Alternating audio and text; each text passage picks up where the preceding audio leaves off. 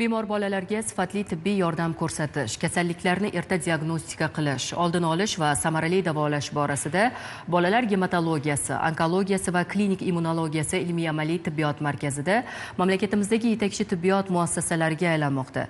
Bu yerda yangi turdagi ko'plab muolaja usullari amaliyotga tatbiq etilyapti. Hamkorlik aloqalari yanada kengaymoqda. Mavzuni muxbirimiz davom ettiradi. Bolalar gematologiyasi, onkologiyasi va klinik immunologiyasi ilmiy-amaliy tibbiyot markazi mamlakatimizdagi yetakchi tibbiyot muassasalaridan biriga aylanmoqda. Bu yerda yangi turdagi ko'plab muolaja usullari amaliyotga tatbiq etilyapti. Muhimi, markaz zamon bilan hamnafas bo'lib, innovatsion davolash usullarini joriy qilish maqsadida yetakchi tibbiy tashkilot va klinikalar bilan aloqalarni ham rivojlantirmoqda. Jumladan, xalqaro hamkorlikdagi loyiha doirasida yurtimizda bolalarda saraton kasalligini aniqlash va davolash tizimini modernizatsiya qilish maqsadida Viyana tibbiyot universiteti bilan mustahkam aloqa o'rnatilgan. Bizani hozir xodimlarimiz hozirgi kunning o'zida 3 tasi Avstriyada stajirovka o'tmoqda. Yana 2 tasi mana ertaga uchib ketadi. 1 yil davomida yana 23 ta xodimimiz 1 oylik, 3 oylik, 6 oylik hamda 1 yillik stajirovkaga o'tib, deyarli barcha shifokorlarimiz mana shu Avstriya sistemasi bo'yicha ishlashni o'rganib kelishadi. Buni asosiy mohiyati yashovchalik darajasini oshirish hamda bolalar o'limini bizani patologiya, onkogematologiya bo'yicha 2,5 baravarga kamaytirish.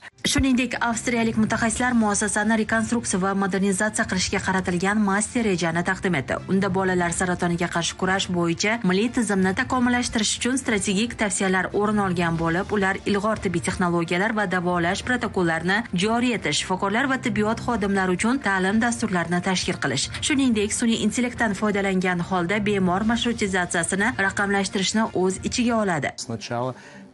Avvaliga mavjud vaziyatni o'rgandik, tahlil qildik. So'ng bolalarni davolash ishlarini yaxshilashga qaratilgan reja va strategiya ishlab chiqdik. Bundan tashqari mahalliy shifokorlar bilan birgalikda bemorlar ko'riklarini o'tkazyapmiz. Muassasadagi ish jarayonini o'zgartirishga harakat qilyapmiz. Bu jarayonga nafaqat shifokorlar, balki hamshiralar ham jalb qilinmoqda. Avstriyalik mutaxassislar bolalar gematologiyasi, onkologiyasi va klinik immunologiyasi ilmiy-amaliy tibbiyot markaziga tez tashrif buyurib, mahalliy shifokorlar va hamshiralar bilan ham muloqot qilishmoqda.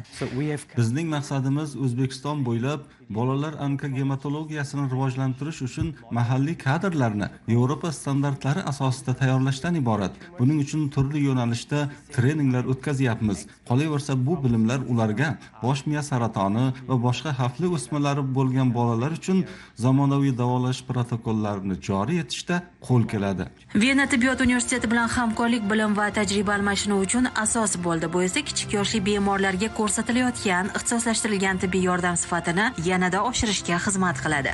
Sohiba Akromova, Abdulloh Sultonxo'jayev, Zamon informatsion tahliliy dasturi uchun.